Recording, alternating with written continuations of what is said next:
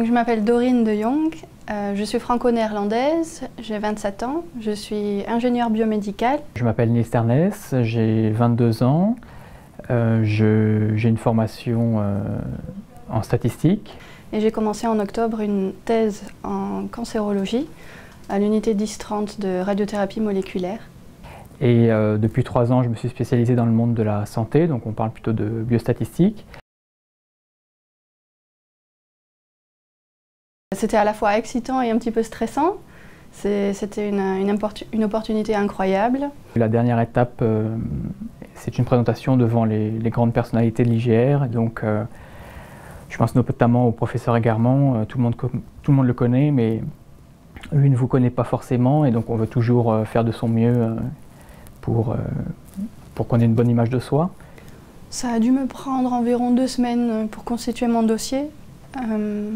Donc il y avait une lettre de motivation à écrire. Ça a été assez rapide parce que j'étais motivée, donc j'ai eu de l'inspiration.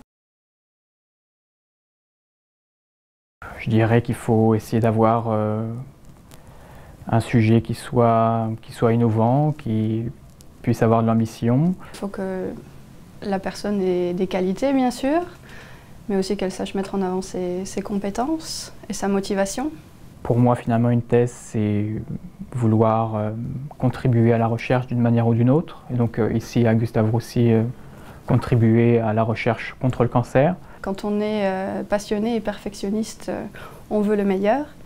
Et ce programme le propose. Il faut vraiment tout donner parce que finalement, on postule pour avoir une bourse pour pouvoir faire de la recherche, pour pouvoir faire sa propre recherche.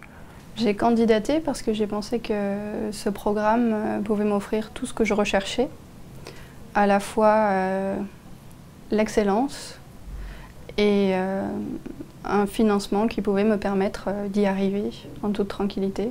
Il faut vraiment montrer à quel point on est motivé et montrer surtout qu'on arrive à bien défendre son sujet de thèse, que ce n'est pas un sujet qui tombe par hasard et que montrer qu'on a vraiment envie de suivre ce projet pendant 3 ans. Mon dernier mot, ça serait plutôt pour remercier donc, la Fondation Philanthropia et le jury pour m'avoir donné cette opportunité.